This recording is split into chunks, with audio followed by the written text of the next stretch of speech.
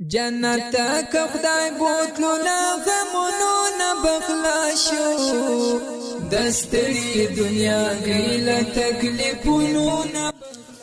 د جنت بازار حضرت سعید بن مسیب چې بهترین تابعی ده د خپل استاد محترم حضرت ابو هريره رضی الله عنه سره یو ورځ په مخامخ شو. حضرت ابو هريره ورته زه خدای ته سوال کوم چې ما او تا د په جنت په بازار کې سره یو ځای کی لکه دلته چې سره یو ځای شو جنت په بازار کې د الله ما او تا سره یو ځای کی.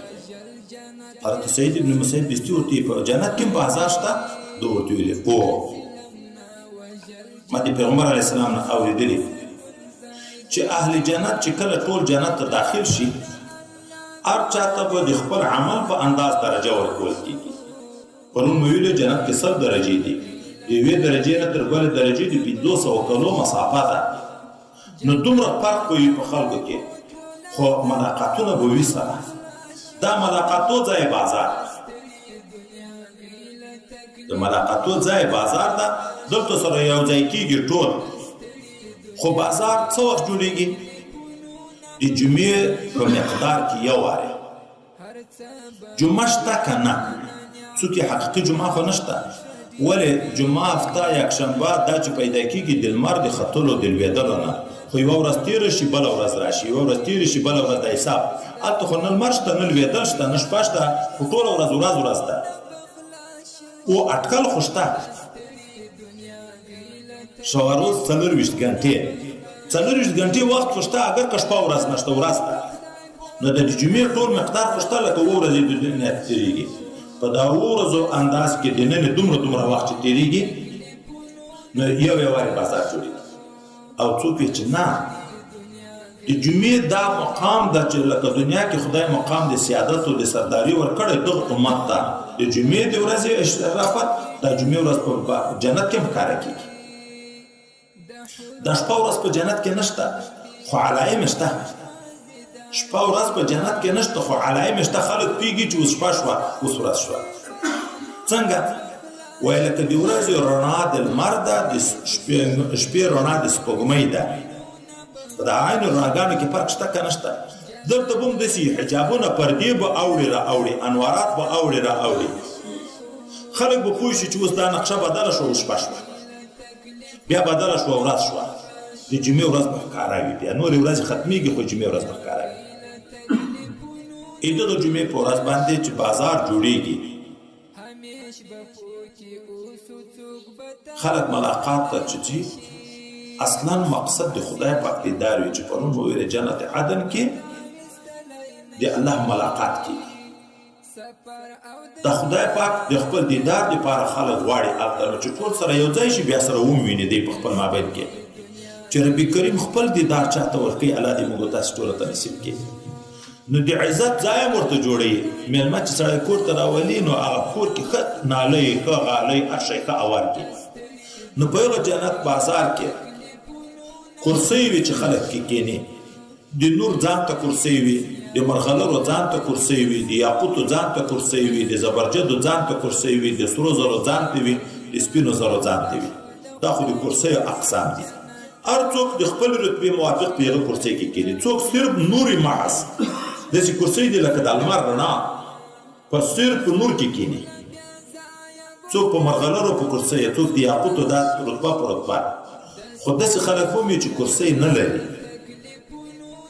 ادنا بیرته وي دني معنا دا نه معنا چې ذلیله دي. هلته رتبه خو یې ټیټه ده، لیکن طبیعت شاهانه ده، پاچاهي زندگی ده. د رتبې چې ټیټې دا چې ناست دي د مشکو په غونډیو به ناست وي، د کافورو په غونډیو به ناست دي. دا به په خیال کې هم نه ورځي چې څوک تر موږ بهتر دي. داسې به خوشحاله په د خپله زندګي چې تر هغو نه به دوی ډېر خوشحاله وي. دا ټول چې کښېني حضرت ابو هريره ورته ویلې نبي علیه السلام ته چې نو آیا موږ رب لیدی شو؟ ده ورته ویلې او په دنیا کې د لمر په لیدو کې شک کوئ؟ نه. د سپوږمۍ د 14 په لیدلو کې شک کوئ؟ نه. دغسې به لیدل د الله تعالی کېږي. یوه معنا دا ده تمارون. دومه معنا په دنیا کې د پښتنې مطلب دا و چې دا دومره لوی عالم چې یو ځای شي د الله تعالی دیدار به څنګه وي لکه اوس مثلا د مخکې سب خلک د مخکې سړی ویني د شا سره خلک بیا نه ویني نو څومره ازدحام به وي پورې ویل وي نبی علیه السلام مثال داسې ورکړو چې داسې نه ده چې لکه تاسې سره په صف کې برابر ده لیدل د پاسه طرف نه دي د ټولې دنیا انسانان لمر ته ګوري یو بل سره پورې وایي چې ته لرې شه چې زه ور وګورم سپوږمۍ په لیدلو کې ازدحام شته یو بل پورې ویل ضرر شته داسې ګوري بیا هلته چې دا ټول مخلوق یو ځای شي د الله تعالی حجاب پورته شي لیدل وشي بیا به رب کریم د هر یو انسان سره ځان راته خبرې وکړي حتی یو انسان چې په دنیا کې ګناهونه کړي مسلمان د جنت خو به ولای کله ورته یې پلان کیا د پلان کې زویا پلان کې ورځ د په یاد چې دا ګناه دې کوله پلان کې ورځ د په یاد چې دا ګناه دې کړه د یو څو ګناه وریات کې هغه غریب وډا شي پټار شي چې اوس مې دا نعمتونه د جنت لیدلې چې بیرته مې پاسې د جنت ته څنګه دستي وي چې خدای پاک ولې تا مغفرت نه دراته کړې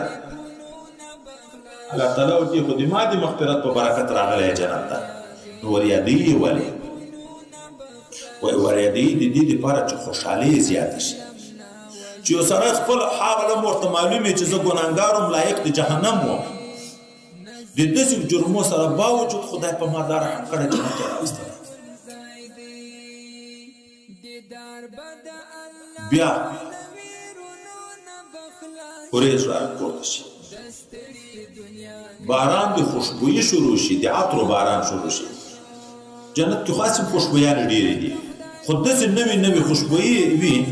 چې دغه تر اوسه پورې چا دغسې بوی نه وي لیدلی نه چا دا بوی به په دنیا کې چا نه دی لیدلی نو بیا پس دغه نه الله تعالی ورته اوس نو لاړ شئ بازار ته چا کوم نعمتونه ما درته تیار کړي دي هغه نعمتونه اوس خوندونه واخلئ رب کریم خپل دیدار ورکړي بیا روان شي بازار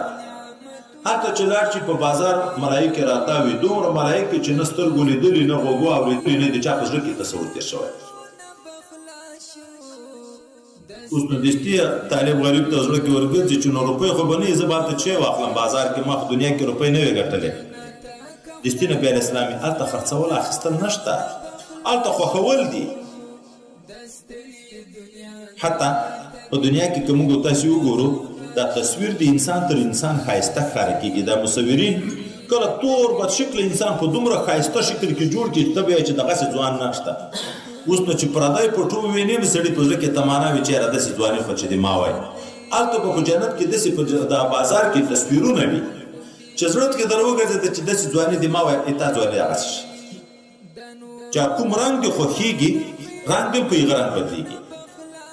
چې څو د بیا زړه د خوړلو د چکلو د اغوستلو د چی شي هغه به ملایکې ولاړې تر کې خرڅولو اخیستل نشته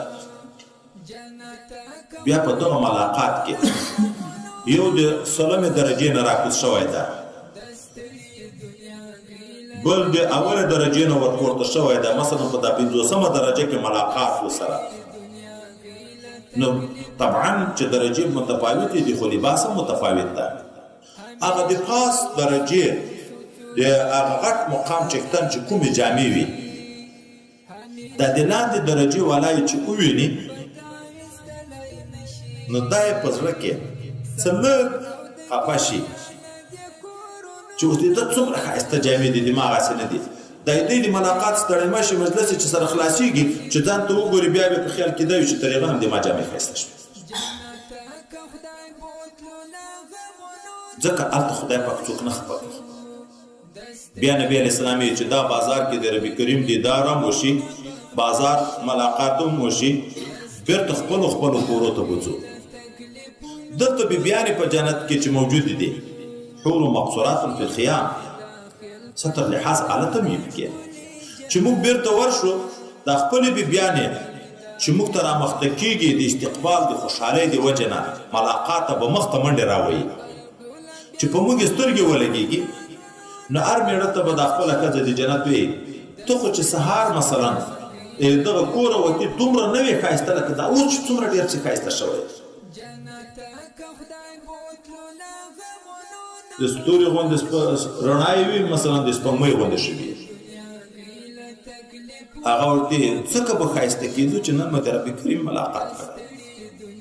د خدای پاک سره چې جلسنا اليوم نو موږ لایق په دې یو چې داسې ښایست ځکه د الله د انوارو نشان په ده پاتې وي بقایې پاتې وي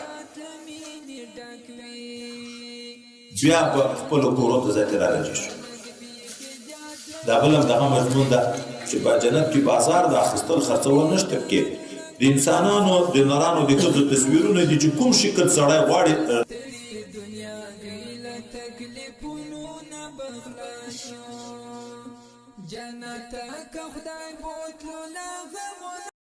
امام می د مذهب دی خیسته هر منقب دی سپین ستوری د ادب دی د فقه سرچینه ابو حنیفه